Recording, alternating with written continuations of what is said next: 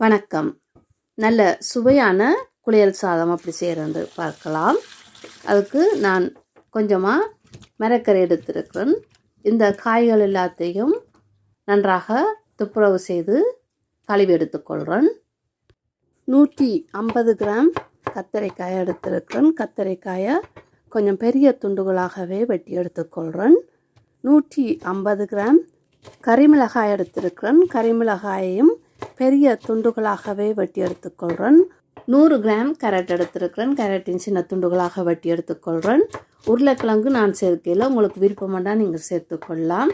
போஞ்சிக்காய் 100 gram. இந்த குளியல் சோறுக்கு போஞ்சிக்காயை விட பைட்டங்காய் சேர்த்திங்களா இன்னும் நல்ல சுவையாக இருக்கும். 200 கிராம் துபாய் பூசணிக்காய் எடுத்திருக்கிறேன். பூசணிக்காயும் ஒரு அளவான துண்டுகளாக வெட்டி எடுத்துக்கொள்கிறேன். 200 கிராம் மரவள்ளி கிழங்கு எடுத்திருக்கிறேன். நான் எடுத்திருக்கிற மரவள்ளி ஃப்ரோசன் கிழங்கு தான் எடுத்திருக்கிறேன்.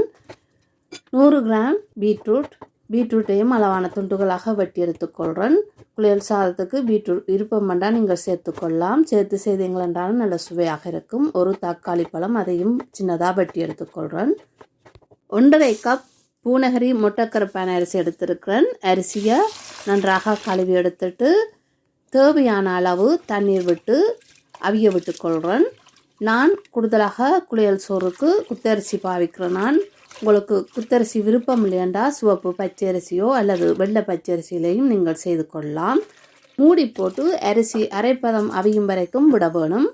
1/2 கப் மைசூர் பருப்பு எடுத்திருக்கிறேன். மைசூர் பருப்பை 2-3 தடவைகள் நன்றாக கழுவி எடுக்க வேணும்.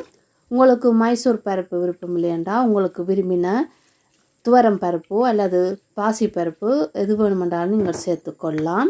பெரிய நெல்லிக்காய் அளவு பழப்புளி எடுத்திருக்கிறேன். 1/3 பங்கு தண்ணி சேர்த்து புளிக்கரைசல் செய்தெடுத்துக்கொள்கிறேன்.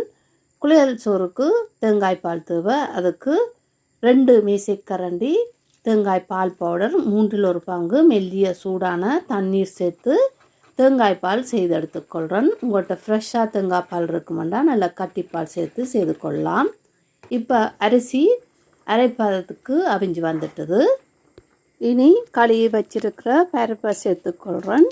ஏற்கனவே வெட்டி வச்சிருக்கிற எல்லா மரக்கறியும் சேர்த்துக்கொள்கிறேன். இந்த குளியல் சாதத்துக்கு உங்களுக்கு விரும்பின எந்த மரக்கறி என்றாலும் நீங்கள் சேர்த்து சமைக்கலாம். அது நல்ல சுவையாக இருக்கும். 5 பச்சை மிளகாய், 8 பல் உள்ளியை சின்னதாக வெட்டி சேர்த்துக்கொள்கிறேன். ஒரு பெரிய வெங்காயத்தையும் சின்னதாக வெட்டி சேர்த்துருக்கிறேன். தேவையான அளவு கருவேப்பிள்ளை. இந்த குளியல் சாதத்துக்கு சின்ன வெங்காயம் சேர்த்து செய்தீங்களா இன்னும் நல்ல சுவையாக இருக்கும். இதில் சேர்த்துருக்கிற எல்லா பொருட்களையும் நன்றாக கலந்து கொள்கிறேன். பச்சரிசியில் குளியல் சாதம் செய்கிறேன்டா அரிசியை கழுவின பிறகு எல்லா மரக்கரையும் சேர்த்து அவிய விட வேணும்.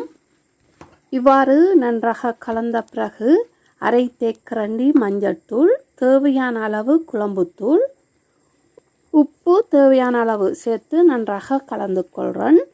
நீங்கள் உடனே தேங்காய் துருவி பால் எடுத்து சமைக்கிறேன்னு சொன்னால் தண்ணிக்கு பதிலாக நீங்கள் முதல் பாலை எடுத்து வச்சுட்டு மிகுதியாக எடுக்கிற தண்ணி பாலை சேர்த்து அவிய விடலாம்.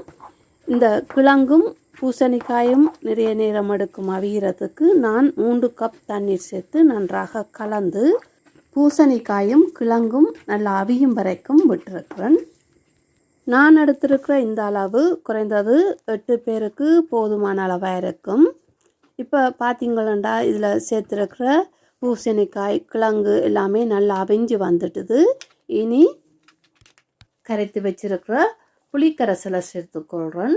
இதோட எடுத்து வச்சிருக்கிற அந்த தேங்காய் பாலையும் சேர்த்து நன்றாக கலந்து மூடி போட்டு 5 நிமிடம் அவிய விட்டு கொள்கிறேன்.